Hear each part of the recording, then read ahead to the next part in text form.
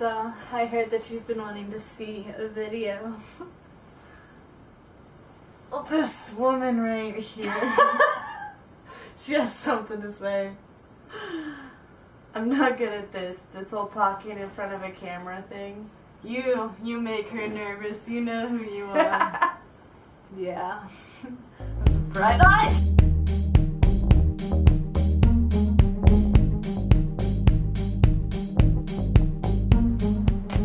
Hey guys! Today we're going to be doing a monochromatic watercolor portrait of Frida Kahlo.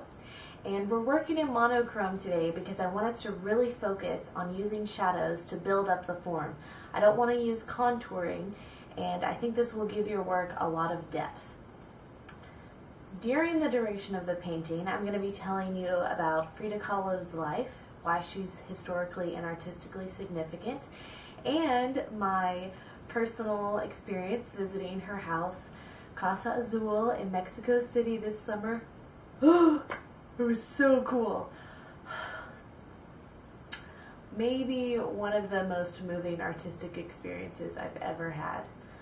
I had chills the entire time I was there. If you have a chance, you should go.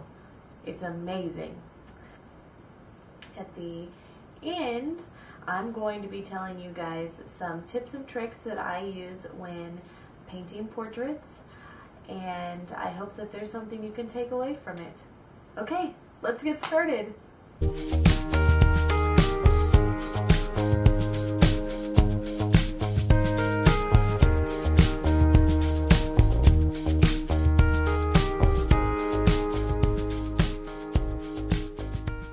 So what I'm doing here is I'm mapping out the shapes formed by the shadows, and this gives me a bit of a blueprint for when I go in to actually draw the portrait. So let's talk about Frida Kahlo. Frida is one of Mexico's greatest artists and one of the greatest female artists of all time. She was born on July 6th, 1907, and she has always had poor health throughout her entire life. When she was a child, she contracted polio at age 6 and was bedridden for 9 months. This left her leg much thinner, and she wore long skirts throughout her life to cover it. While in preparatory school, she met Diego Rivera, a famous Mexican muralist, and she formed a crush on him. She told all of her friends that she was going to marry him one day. But she often watched him work, and she would be there while he worked on his mural for her school.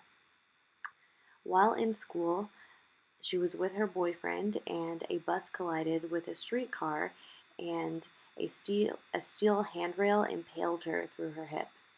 Her spine and her pelvis were fractured, and she was in so much pain physically and mentally. This accident came to alter the rest of Frida's life.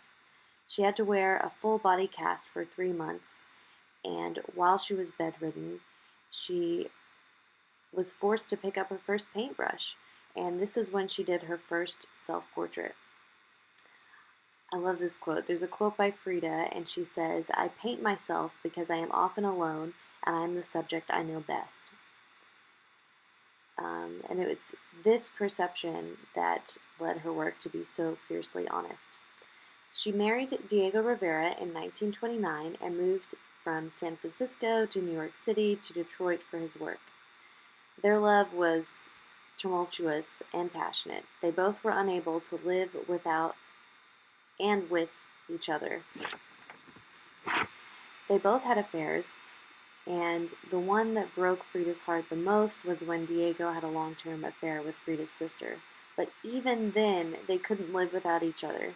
They kept separate homes and studios for this reason, and their spaces were connected by a bridge, and Diego would have to knock on Frida's door to see if she would unlock and let him in or not. Her friends were often famous artists, and some of them were surrealists, and they claimed that her work was surrealism. However, Frida stated, "I do not know whether my paintings are surrealist or not, but I do know They are the frankest expression of myself. And I think this is why Frida is revolutionary. She was the first female artist to ever paint so unapologetically and so honestly. Diego Rivera said that Frida is the sole example in art history of someone who has torn open her breast and her heart in order to tell the biological truth of what she feels inside them. This is undeniably evident when you look at Frida's work.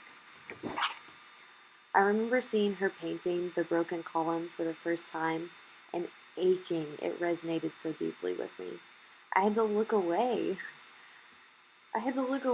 It was too painful because I could feel her pain when I looked at it.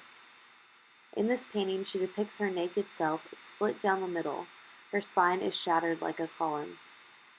She wears the surgical brace that she had been confined to, and nails cover her body, indicating her constant pain.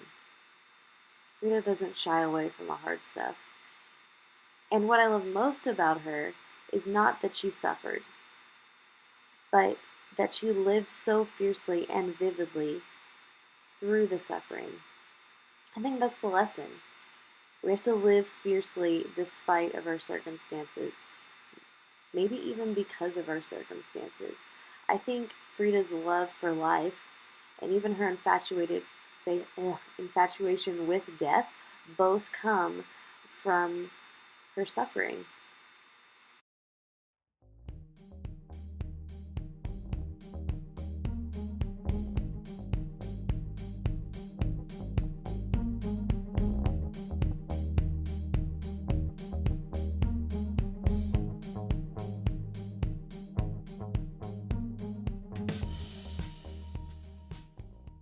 Let's talk about what I did here.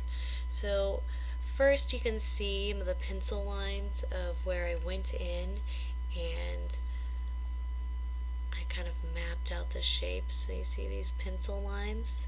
That was my original shadow mapping. And then I go in and I leave my whites. See how I left my highlights here? And definitely here. The eyes are important. So I go in and I do I have about three. I have my lightest tone, my second to lightest tone, my mid-tone, and then I have my darkest tone. And I'm really just working in this 4 range. There's a couple, my pen, I went in with a pen and I did some outlining, but for the most part, I would say my tones stay in this 4 range. So you don't need a lot, and it's important to kind of build up these tones overall. So I made sure that there's, I would say about a fifth of the, or a fourth of the white. I don't know. I try to do like the white the least amount, and then the 2 and the 3 make up most of the painting, and then the 4 I like to hit and make an impact, especially on the areas that I think are important, because this is my focal point. You want to choose a focal point. This isn't like becoming a printer. I think it is more striking when you use your own discretion. If we wanted an exact replica of a photograph, then we would just print it. But as an artist, you're choosing what you want your viewer to see as important. And I think the eyes in portraits are the most important. So that's where I go in and I do the most contrast and the most details. That was my painting tutorial. If you learned something, if you enjoyed the video, please like and subscribe. I'll be doing more. And if you want to send me pictures of your work, maybe get some feedback, my email will be in the description box. And so will my website in case you want to buy prints or maybe talk to me about a commission. And if you have any suggestions or any questions, just leave it in the comment box. I'll see you next time. Go make something beautiful.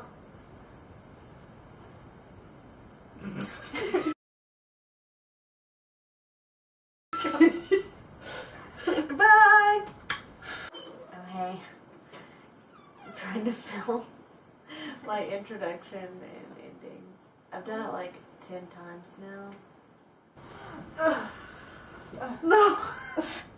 You need to look good for the camera! Should I fix my hair? No, it's fine.